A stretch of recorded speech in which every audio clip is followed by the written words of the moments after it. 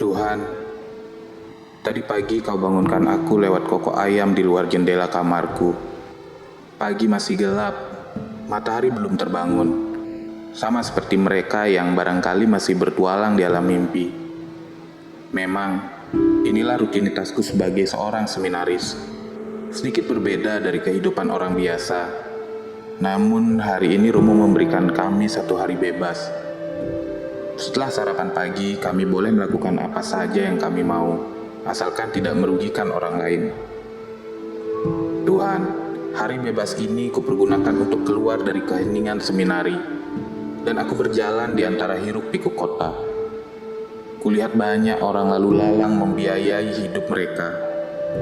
Asap polusi sedikit mengaburkan pandangan mataku, karena roda kehidupan yang terus berputar. Lalu kuarahkan langkahku ke suatu tempat di mana ku tengok suatu sudut dekat jalan raya. Warung pojok itu masih ada.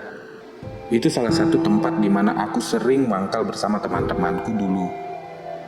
Di sana pula masih kutemukan wajah-wajah mereka.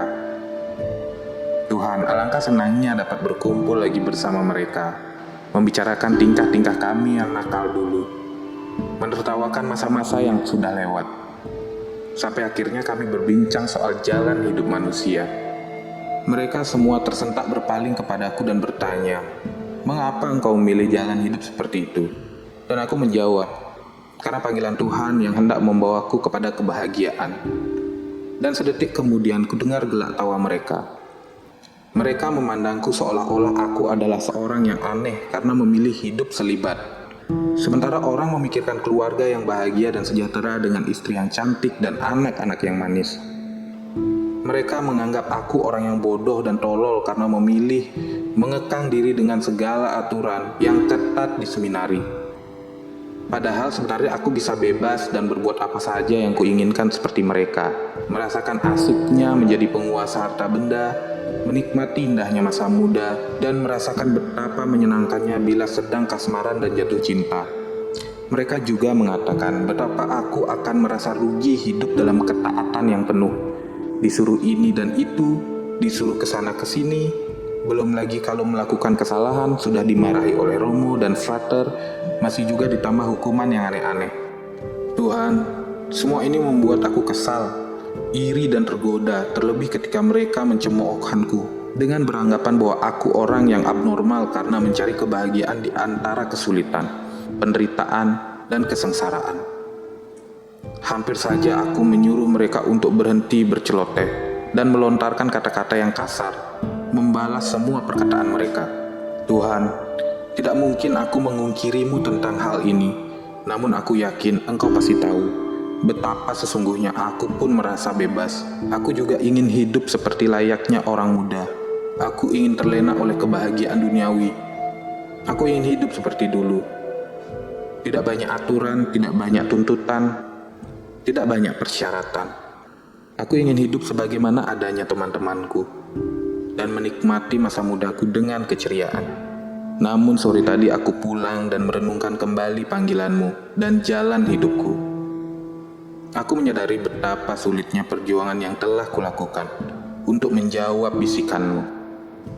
Ketika aku harus memohon restu dari orang tuaku karena aku anak sematawayang, juga teman-temanku yang selalu butuh canda tawaku. Dan yang paling sulit adalah ketika aku pada akhirnya harus berhadapan lagi dengan diriku yang bergulat dengan keraguan. Sampai pada akhirnya aku kembali kepadamu, pasrah terhadap kehendak-Mu Tuhan. Aku melihat bahwa semua ini terjadi karena keegoisan. Semua yang dipikirkan hanya aku dan diri mereka sendiri.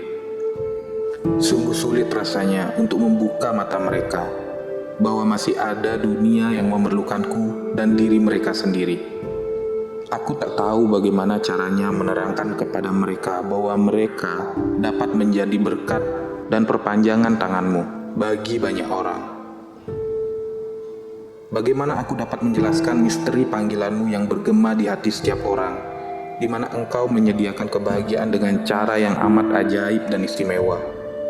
Tuhan, meski batinku bergolak pada hari ini, tapi lewat rutinitasku sebagai seorang seminaris, aku dapat sering bertemu denganmu, dan itu semua menyadarkanku bahwa sebenarnya aku merasa bahagia.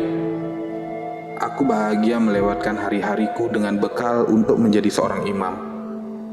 Aku bahagia berada di lingkaran kemiskinan, ketaatan, dan kemurnian.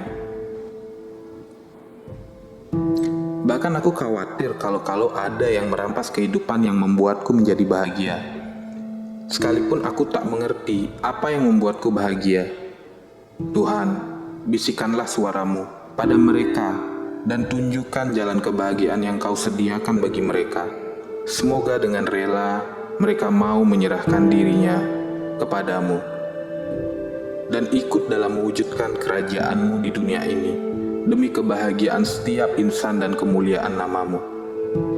Tuhan, satu hari ini sudah hampir lewat. Biarlah ku tutup sementara buku harian ini, dan esok sudilah Engkau isikan halaman-halaman berikutnya lewat hari-hariku yang membahagiakan. Tuhan, terima kasih.